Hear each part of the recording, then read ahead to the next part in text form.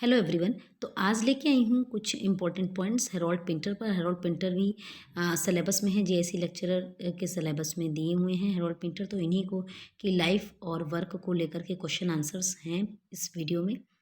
Harold Pinter British writer थे 20th century के। So now let's start the video.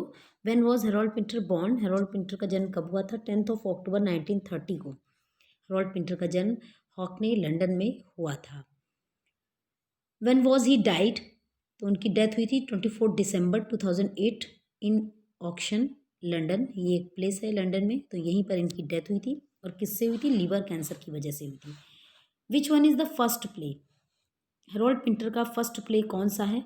तो answer है the room. ये द रूम जो है ये इनका फर्स्ट प्ले है and it was written and published in 1957। लिखा भी गया 1957 में और पब्लिश भी हुआ 1957 में। और ये एक वन एक्ट प्ले था। ये चीज़ ध्यान रखने की, एक वन एक्ट प्ले था द रूम, जो कि लिखा और पब्लिश हुआ 1957 में और उनका ये फर्स्ट प्ले है। Next question, what is the name of his first full length play? अब अगर फर्स्ट फुल लेंथ प्ले पर क्वेश्चन आता है कि फर्स्ट फुल लेंथ प्ले क्या था, क्योंकि द रूम तो वन एक्ट प्ले है। अगर फर्स्ट फुल लेंथ प्ले पूछा जाता है तो द बर्थडे पार्टी जो है ये इनका फर्स्ट फुल लेंथ प्ले है and it was written in 1957। ये 1957 में लिखा गया और पब्लिश हुआ था 1958 में। और इसको ये सेकंड प्ले कहा जाता है, क्योंकि वन एक्ट प्ले में फर्स्ट प्ले जो है इनका, अगर सिर्फ फर्स्ट प्ले की बात हो रही है तो द रूम हो गया, सेकंड प्ले की बात हो रही है तो द बर्थडे पार्टी हो गया। लेकिन अगर पूछा जाए फर्स्ट फुल लेंथ प्ले तो the birthday party. Next question, when Harold was appointed the associate director of the national theatre? National theatre के एसोसिएट डायरेक्टर कब बने थे? तो हेरोल्ड पिंटर 1973 में बने थे एसोसिएट डायरेक्टर। ये उनकी लाइफ का बहुत ही इंपॉर्टेंट इवेंट था, इसलिए इसको ध्यान रखना बहुत ज़रूरी है। और वो अपने इस पद पर 10 ईयर्स तक बने रहते अंटिल 1983, 10 सालों तक उन्होंने अपनी प्लेस का और कई और दूसरे राइटर्स के वर्क्स का भी डायरेक्शन किया था। लगभग 50 से ज़्यादा उनके अंडर में 50 से ज़्यादा फिल्म्स और प्लेस डायरेक्ट हुए थे उनके डायरेक्शन में।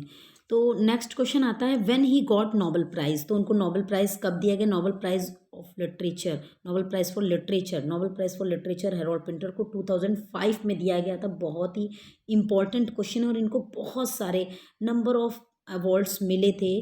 तो जो जो इम्पोर्टेंट है अभी हम उनको आगे देखते चलेंगे। और इन्होंने लगभग 50 से ज़्यादा मूवीज़ में, सीरियल्स में, इन सभी चीज़ों में काम किया था, क्योंकि एक स्क्रीन राइटर भी थे, एक्टर भी थे और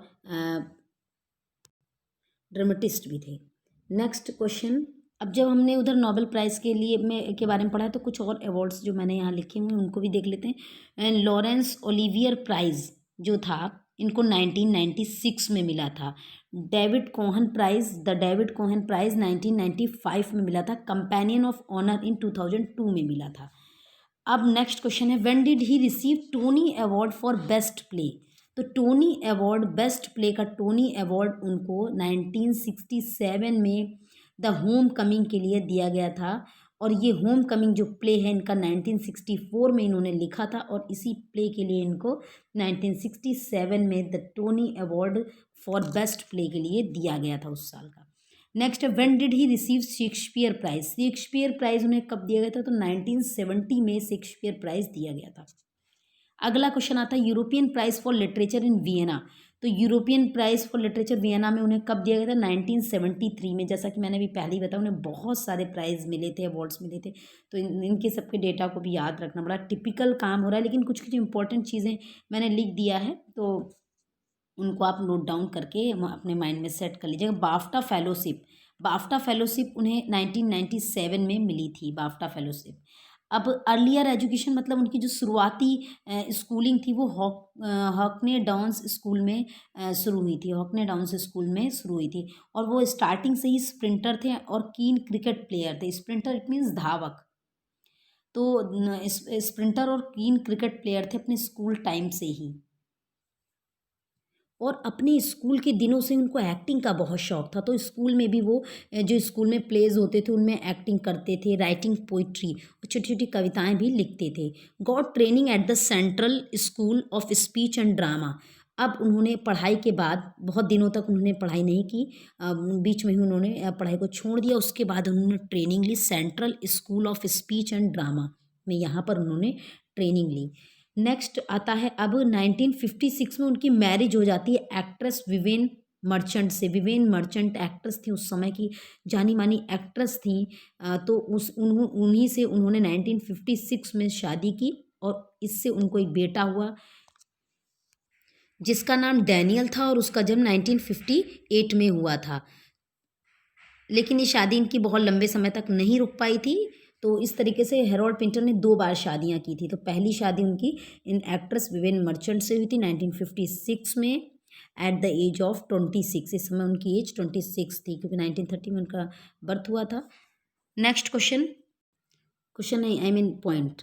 तो नेक्स्ट पॉइंट ये कि Pinter's career as a playwright began with a production of the room in 1957। तो पिंटर का जो कैरियर था प्ले राइट के रूप में शुरू हुआ था, जो उनका 1 एक्ट प्ले द रूम 1957 में आया था, उसी के साथ उनके करियर की शुरुआत हो गई थी। उनका जो सेकंड प्ले था the birthday party closed after 8 performance. 8 performance देने के बाद ये बर्थडे पार्टी जो प्ले था इनका सेकंड प्ले, वो बंद कर दिया गया था। उस समय उसको लोगों ने बहुत ज़्यादा पसंद नहीं किया था, इसलिए 8 परफॉर्मेंस के बाद उसको बंद कर दिया गया। Early works were described as comedy of manners by critics. उनके शुरुआत के जो वर्क थे उनको लेबल दिया जाता है कॉमेडी ऑफ मैनर्स का। मैनर्स इट मीन्स हैटर्ड, फ्राइटन, जिसमें डर हो, जिसका जो हीरो हो वो बिल्कुल डरा हुआ रहे, भयभीत रहे। तो इस तरीके से कॉमेडी ऑफ मैनर्स का लेबल उनके स्टार्टिंग के वर्क को दिया जाता है। Later plays No Man's Land 1975 में आया था एंड बिट्रायल 1978 में इन्होंने लिखा था। तो ये उनके बाद के जो प्लेज हैं दोनों, नो मैंस लैंड और बिट्रायल, ये बिट्रायल दोनों ही मेमोरी प्लेज कहे जाते हैं। इन दोनों को मेमोरी प्लेज की कैटेगरी में रखा गया। Acted or directed in radio, stage, television and film productions of his own and others work। तो अभी स्टार्टिंग में ही हमने पढ़ा कि उन्होंने एक्टिंग भी की थी और डायरेक्शन भी किया था रेडियो में, स्टेज, टेलीविज़न, फिल्म और प्रोडक्शन, इन सभी चीज़ों का, अपने वर्क पर भी और दूसरे के वर्क्स पर भी। ही डिवोर्स्ड विवेन इन 1980 और उन्होंने विवेन को 1980 में डिवोर्स दे दिया था। जैसा कि अभी मैंने बताया कि उनकी शादी जो फर्स्ट मैरिज थी बहुत दिनों तक नहीं टिक पाई थी। 1956 में उन्होंने शादी की थी और 24 साल के बाद 1980 में उन्हें डिवोर्स दे दिया था और दोबारा से शादी की लेडी एंटोनिया फ्रेसर से 1980 में। और ये एक लेखिका थी, इनसे इन्होंने शादी की थी, लेडी एंटोनिया फ्रेसर से। Next, he got French लियन D honour in 2007। ये ऑनर, ये प्राइज़ उन्हें जो था ये 2007 में मिला था। ये फ्रांस का बहुत ही सम्मानीय पुरस्कार है, फ्रेंच लियन डी ऑनर। नेक्स्ट आता है last performing the title role of. Last उनकी परफॉर्मेंस क्या थी, किस में उन्होंने परफॉर्म किया था? तो लास्ट परफॉर्मेंस उन्होंने अपनी दी थी, उनका जो रोल था वो सैमुअल बकेट का था, एक 1 एक्ट मोनोलॉग में। 1 एक्ट मोनोलॉग था क्रैप्स लास्ट टेप। तो क्रैप्स लास्ट टेप जो है इसको याद रखना है, वॉज हिज लास्ट परफॉर्मेंस। इसी में उन्होंने अपना लास्ट परफॉर्मेंस दिया था for the 50th anniversary season of the royal court theatre. कब दिया था? रॉयल कोर्ट थिएटर के 50वीं सालगिरह पर उन्होंने इसमें क्रैप्स लास्ट टेप जो कि 1 एक्ट मोनोलॉग था, इसमें अपनी परफॉर्मेंस दी थी इन अक्टूबर 2006 में। अक्टूबर 2006 में उन्होंने क्या किया था। यद्यपि उनको he was diagnosed with oesophageal cancer in December 2001। दिसंबर 2001 में ही उनको कैंसर डायग्नोस कर दिया गया था, उसके बावजूद भी वो काम करते रहे, अपना बेस्ट देते रहे। He died from liver cancer on 24 दिसंबर 2008 और उनकी फिर मृत्यु हो जाती है 24 दिसंबर 2008 को लीवर कैंसर के द्वारा। या लिवर कैंसर से। तो ये चीज़ें हो गई और आई होप कि आपको वीडियो हेल्पफुल प्रूव हुआ होगा और हेरोल्ड पिंटर के बारे में हमने कई इंपॉर्टेंट चीज़ों को डिस्कस कर लिया है। जो कुछ बचा है नेक्स्ट पार्ट में इसके, हेरोल्ड पिंटर का ये फर्स्ट पार्ट है तो नेक्स्ट पार्ट में भी डिस्कस कर लेंगे।